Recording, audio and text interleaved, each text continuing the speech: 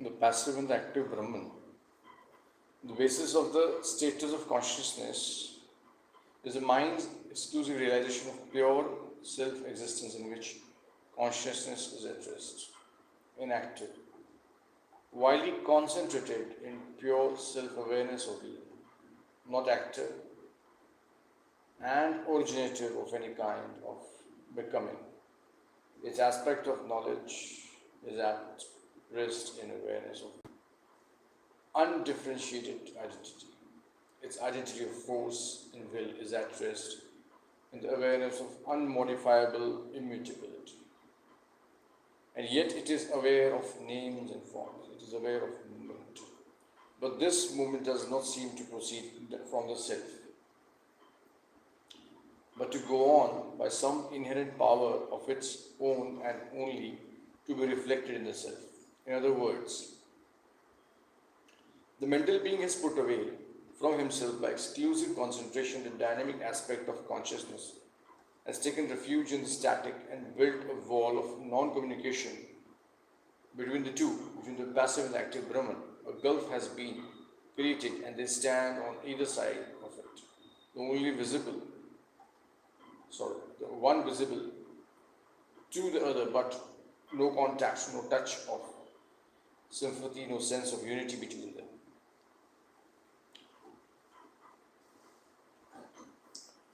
So, Sri Aurobindo is describing two types of Brahman, and it is exceedingly interesting because to think of types of Brahman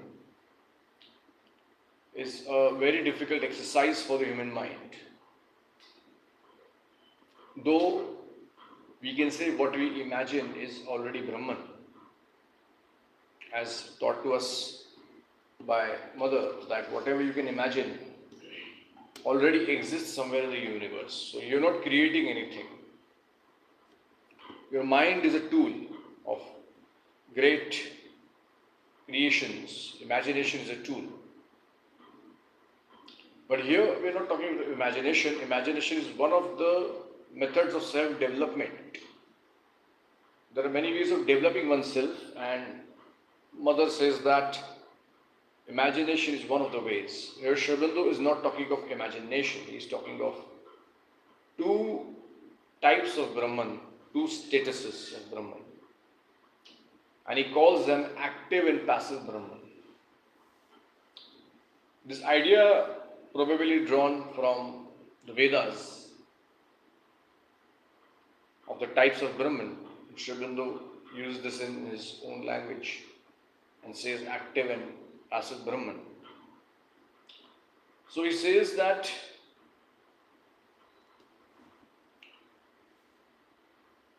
mind withdraws, and there is a big role of the human mind here. Though Brahman is not dependent on the mind, we should understand. It is an independent intelligence, not dependent on anything else. And the fallacy of the human mind today, or a meditator who begins, is that he can apply, even though unknowingly,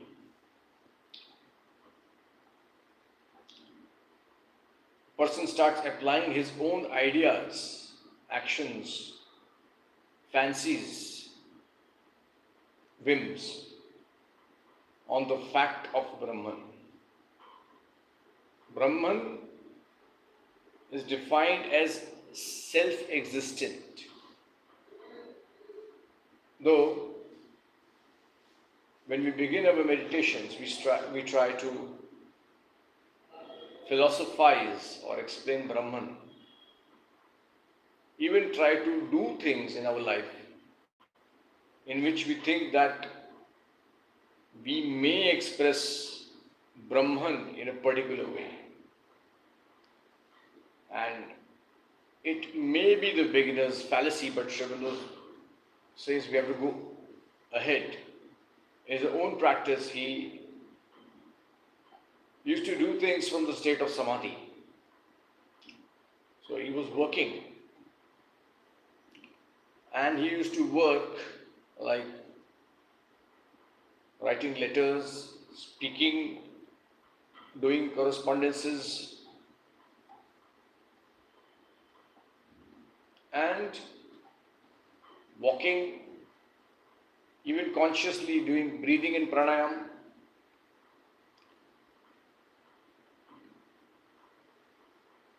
and also meditation. So here we may think that one part of our self or personality is submerged in the Brahman, and other part of ourself is doing meditation. It's a can be a marvelous phenomenon where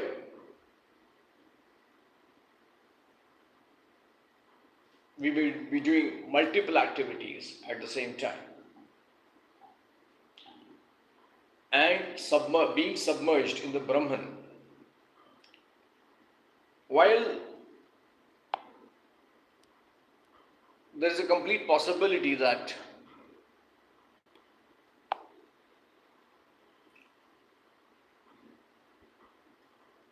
what is called samadhi, the state of samadhi,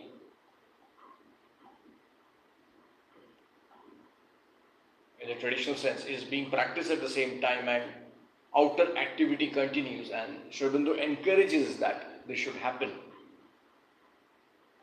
That one part of us is deep down into samadhi and our part of us is doing some external work.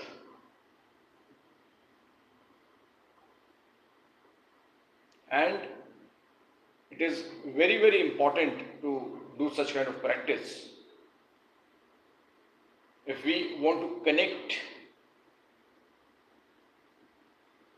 the two worlds which are inside and outside. And somewhere I've heard and also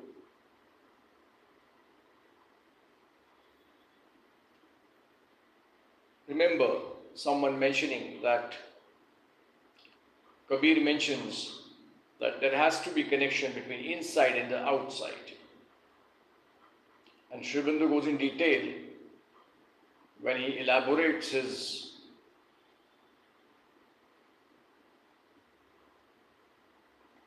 description of the integral yoga, where he says that various personalities of ourselves, various faculties of ourselves need to collaborate in expressing the divine and bringing forth the higher force. Here he dwells on the mind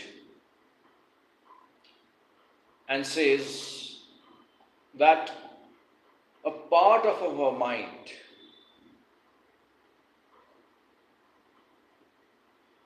is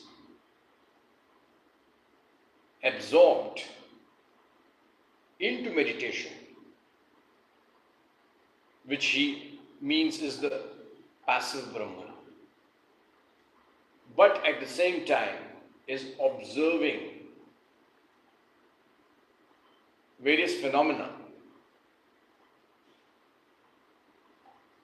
of the active Brahman. Herein being non-participant. This is a very deep analysis of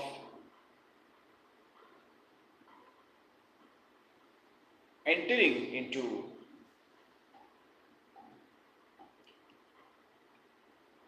deeper levels of awareness, and this analysis is essential because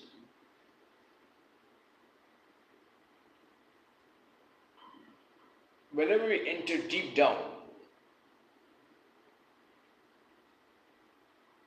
we may have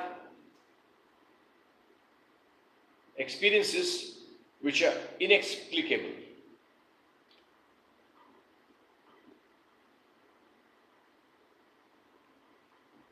And Sri Aurobindo observes a very special phenomenon of the simultaneous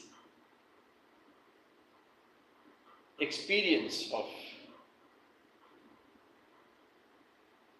participation and non-participation at the same time, which is a part of our mind meditating and a part of our mind not meditating but only observing and noting down a lot of phenomena which is happening in our consciousness. Whereas complete absorption and complete samadhi is a very different phenomenon from this one, wherein we may find complete inactivity of our external self. So there may be no observation, no noting down, no memory of what happened, or a partial memory of the state of consciousness where we have entered. So here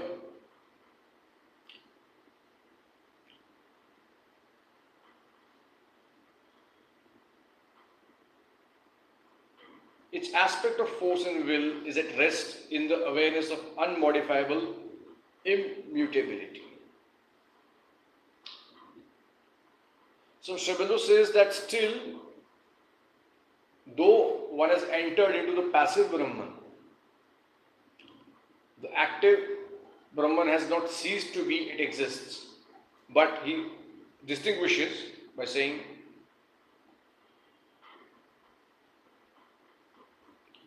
it is aware of movement, but the movement does not seem to proceed from the self. So, the passive, entry into passive will give an experience of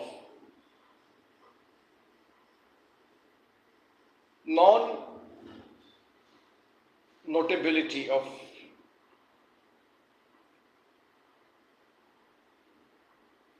the awareness of where is the energy and the incidents and happenings coming from. So, in other words, it would be difficult to know the origin of all the proceeding phenomena, all the incidents are happening. So it's like in putting in simple words that those who cannot understand that you are watching a movie but you are not aware of the fact that who is the director and producer of the movie. So it's like that. So the passive part knows that there is the active Brahman. So it knows that there is action, there is movement, there is energy, there is power.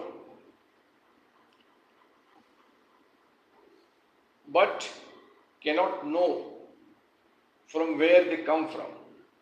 So they are coming from the active Brahman. So there is only partial awareness of the active.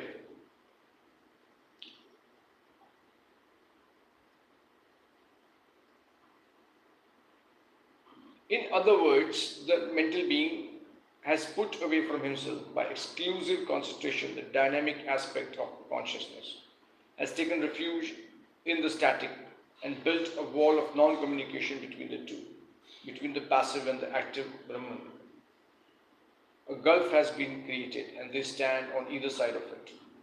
The one visible to the other but with no contact, no touch of sympathy, no sense of unity between them. So now Sri Aurobindo is analyzing the phenomenon, how it happens, and he says that it happens because of the human mind, that there is a non-communication between the active and the passive Brahman. And it seems that he wants to solve this problem with this, again with the support of human mind. So there is a non-communication between the active and the passive Brahman. And he also mentions that there is a feeling that there is no unity between active and passive Brahman. In spite of entering into Brahman, which is passive, there is a knowledge that both of them do not have a unity. But Sri Aurobindo says that this knowledge is not the truth. The reality is that active and passive Brahman are united.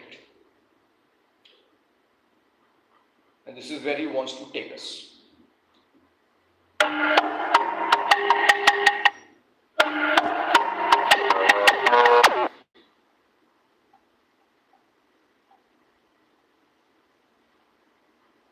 Therefore, to the passive self, all conscious being seems to be passive in its nature. All activity seems to be non-conscious in itself and mechanical in its movement, jada. So here he is giving us a very important hint that the passive Brahman feels, and he is also noting here a major mistake created by the traditional yogas, that to look at the world as something gross, something unchangeable, something complicated in the terms of acting spiritually on it. In other words, looking at the world or life as a stuff where spiritual energy cannot act or work will be a major mistake if anyone who wants to practice the integral yoga of Sri Aurobindo. It may be good for people who want to experience and live in God and not be effective in real life.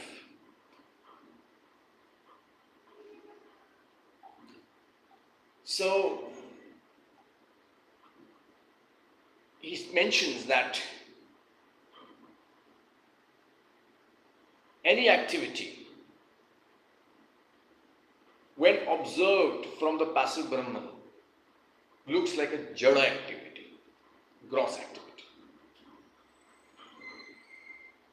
So major activities around us, the rotation of the fan, the movement of the hand, human speech, work, even the highest skill of the engineer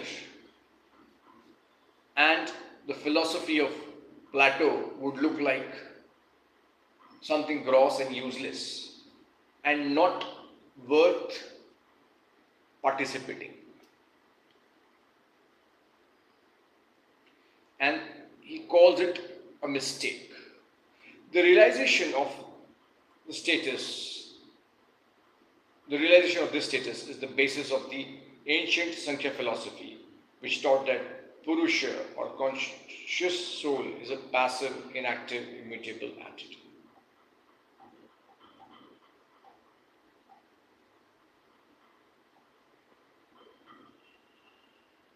So he says that when one realizes that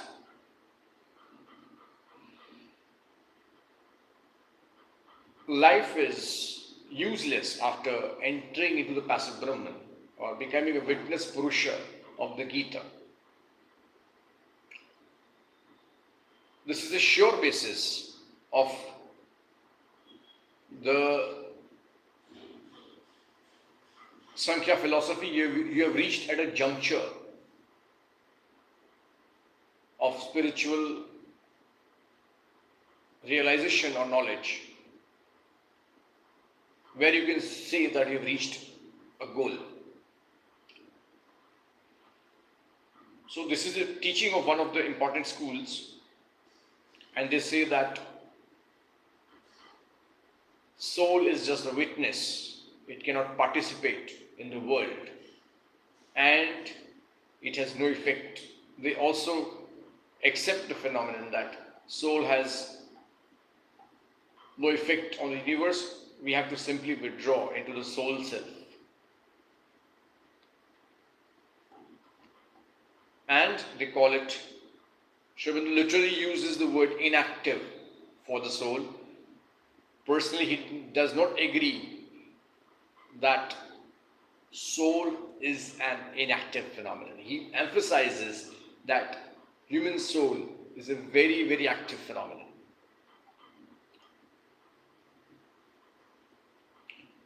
And further, he uses words like immutable entity, emphasizing that this does not apply to his philosophy, because he thinks, in fact, he wants us to experience that soul is a really dynamic force and a really higher and active principle of God on earth. Prakriti or the nature soul, including even the mind and the understanding, active, immutable, mechanical, but reflected in the Prakriti, which identifies itself with what is reflected in it and lends to it its own light of consciousness. Now, he makes it very clear that whatever we experience as a soul, are all the colors, experiences, in fact, life experiences, rendered and given to us by Mother Nature.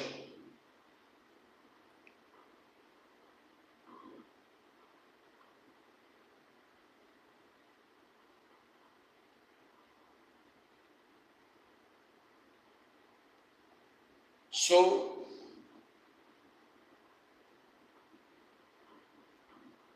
the soul gives itself partially to Mother Nature, receives something,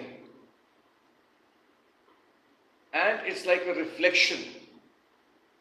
The soul and the Prakriti share, which human experiences. When the Purusha learns not to identify himself, then Prakriti begins to fall away from its impulse of movement and returns towards equilibrium and rest. So here it's mentioned that when soul stops giving its participation, the Prakriti separates and becomes almost of a kind of a Purusha, or returns to its origin. The origin is highly balanced and highly passive. So for the Prakriti to withdraw, the soul should also withdraw. So both return to their homes, in other words. The Vedantic view of the same status led to the philosophy of the inactive self, of Brahman, as the one reality, and of all the rest as name and form imposed on it by a false activity of mental illusion, which has to be removed by right knowledge of the immutable self and refused of the imposition. Now he brings in here the Vedanta and says that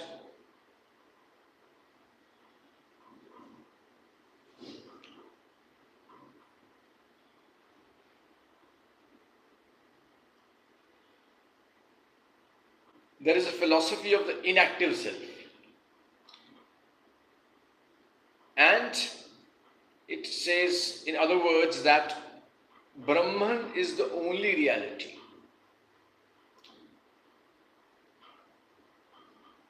Rest of the things are imposed from outside.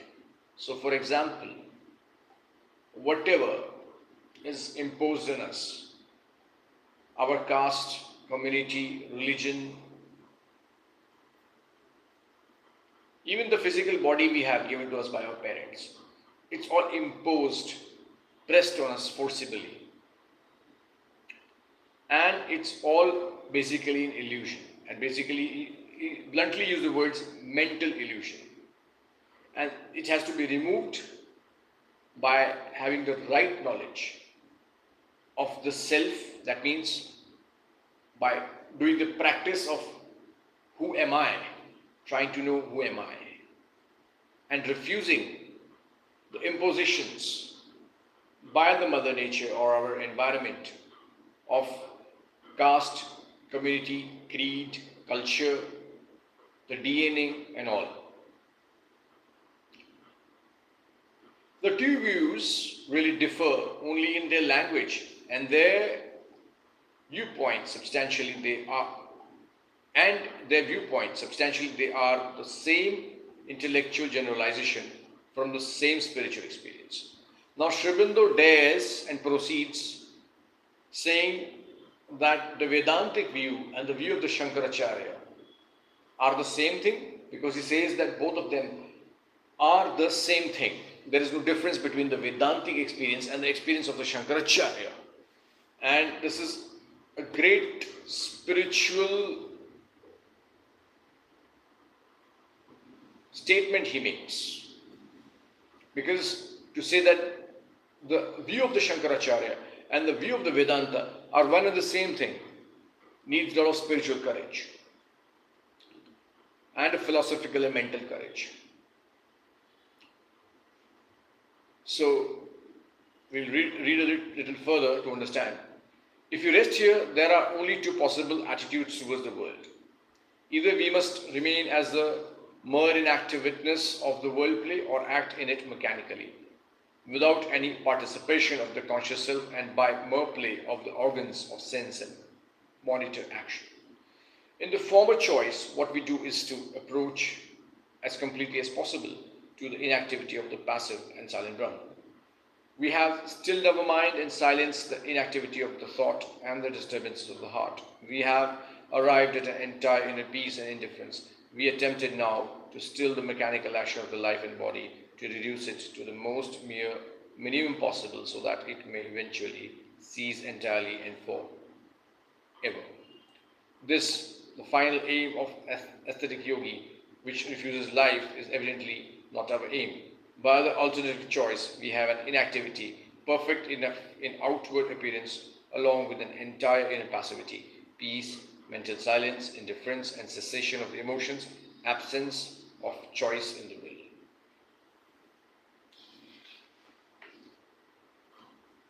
So now he explains the passage and the process of this kind of sadhana, which puts person into inactivity, rather the passive Brahman being non-participant in the world. So person would ultimately become non-participating in the universe. So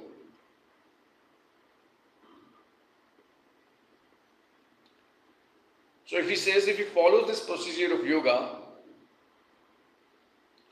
we will become only witnesses and we will be observants in the world. We will just be like an audience and the play will carry on. And if we act, our actions will be mechanical actions. So we have no role, we are puppets and we cannot change anything. We simply act like a machine. And that brings us to a point that there is no relevance of us in the universe. there is no relevance of our work, there is no relevance of our actions. So in that context, we can also do any kind of sin without any responsibility, or do anything weird and be God at the same time. So he raises this question here in this and says that we can gradually pacify our mind, gradually we can pacify our body and merge into our higher selves and live there. And he now calls it this is the aim of the aesthetic yogi, of the sannyasis. And it gives us a very clear indication that there are people on earth who may have realized God, but do not care and are completely ineffective for doing anything practical for life, society and any other kind of contribution to life is completely absent. To the ordinary mind, this does not seem possible, as emotionally it cannot conceive of activity without desire and emotional preference. So intellectually it cannot conceive of activity without thought, conception, conscious motive and energizing of the will. But as a matter of fact, we see that a large part of our own action, as well as the whole activity of inanimate and merely animate life, is done by a mechanical impulse and movement in which these elements are not, openly at least, at work. It may be said that this is only possible of the purely physical and vital activity, and not of those moments which orderly depend upon the functioning of the conceptual and volitional mind, such as speech, writing, and all the intelligent action of human life. But this again is not true, as we find when we are able to go behind the habitual and normal processes of our mental nature. It has been found by recent psychological experiment that all these operations can be effective without any conscious origination in the thought and will of the apparent actor. His organs of sense and action, including the speech, become passive instruments for a thought and will other than this. This is a very complex phenomenon which Srivan explains here, and I will not try to touch this now.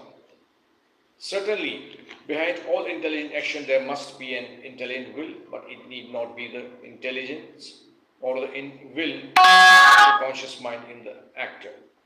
In the psychological phenomenon of which I have spoken, it is obviously in some of them the will and intelligence of other human beings that uses the organs. In others, it is doubtful whether it is an influence of actuation by other beings or the emergence of a subconscious, subliminal mind or mixed combination of both these agencies. Now, Aurobindo marvelously here delves into the Vedic phenomenon, the spiritual phenomenon of the actions of our mind and body and the vital sense organs, where there is great functioning happening without our knowledge, and attributes this to the great gods, angels and powers mentioned in the great Greek mythology and traditions and the Vedas. And he says that though we are not aware that there are energies and forces which play a great role in our life, and they come from higher beings, lower beings, or anywhere across, inspired by other human beings, we do not have knowledge that this kind of functioning is happening in our consciousness. So very interestingly, Aurobindo delves into the great deeper traditions of the past and brings them forth in his book Senses of Yoga. Without naming them, he has pointed out to them all at a single glance. But in this yogic status of action, by the organs. Kevalyar Indriyar. It is the universal intelligence and will of nature itself working from center superconscious and subconscious as it acts in the mechanical purposeful energies of plant life or of the inanimate material form. But here with the living instrument who is a conscious witness of the action and instrumentation. So very beautifully Aurobindo is describing here that there are things happening in a plant and there are things happening in animal and even stone which are also happening in the human being. But human being has been given a mind. He can participate in these actions only by observation. He can observe these actions, but he cannot modify many of these actions. But when we look at the Hatha Yogic tradition, there have been instances where even these involuntary actions have been modified by the Hatha Yogis of India. Not all of them, but many of them have been modified by the practices of the body. It is a remarkable fact that the speech, writing and intelligent actions of such a state may convey a perfect force of thought, luminous, faultless, logical, inspired, perfectly adapting means so to ends far beyond what the man himself would have done in the old normal poise of mind and will and capacity. Yet all the time he himself perceives but does not conceive the thought that comes to him, observes in its works but does not appropriate or use the will that acts through him, witnesses but does not claim as his own the powers which play upon the world through him as through a passive channel. So it's even, really difficult to appreciate what Aurobindo is saying here, and it needs very great capacity, yogic capacity, to appreciate what he is saying. So I would really be happy if someone would really elaborate on the concept of, on the experiment which Aurobindo is mentioning here, that man is a great observer of the passive Brahman. And he can observe various energies, powers, the play in the world, and he is passively a channel. So I have mentioned this often, that the Gujarati poem that by Shinubai Modi, that Jo Jagat Ma Manushya na hot, to Ekat Sharire Devane Dano na hot, really summarizes the whole thing in just a single line, in a couplet.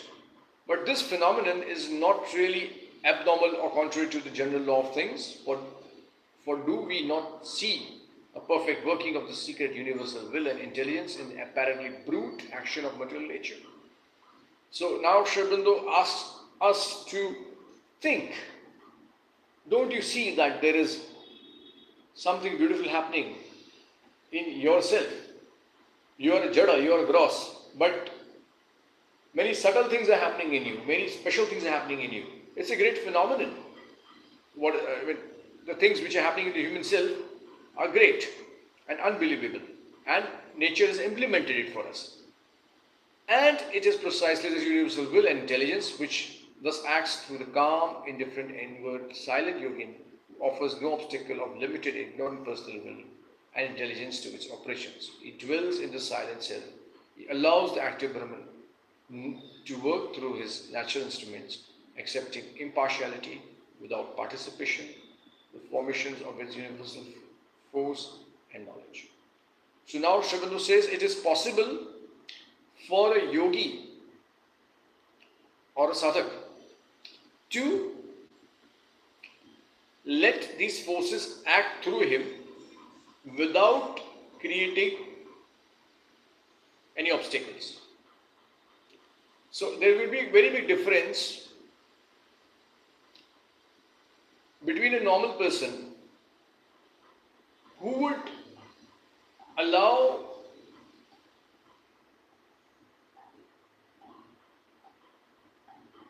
the flow of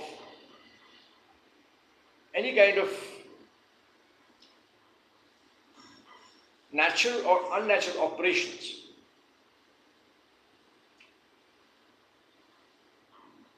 For example, the flow of blood in the body of the yogi would be very different than the flow of blood in a person who is not practicing yoga. Because the yogi, Aurobindo explains here, is believer that there should be a free flow or at least a conscious flow of the energy. He would allow the blood flow to act in a very, very natural way. And his cooperation, because of his knowledge of his workings of the body with the physical functioning, would be higher compared to the person who is not doing yoga. And it can be vice versa, that when a yogi wants to block a force or energy in his body or somewhere else, the way he would act would be completely full of awareness and be leading to better results compared to a normal person. Though both of them would be reaching the same result, but the effectivity of the yogi would be higher because he is aware of the functionings and would choose to cooperate or not to cooperate according to his knowledge and wish. So merely Aurobindo says the difference is that the existence of knowledge of this functioning of the forces and awareness of energy between the two kinds of people.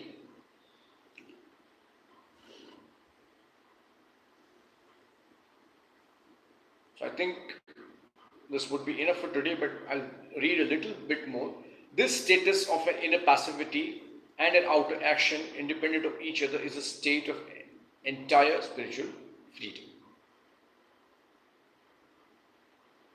So Aurobindo says that the inner passivity, he specifically uses term inner passivity and says that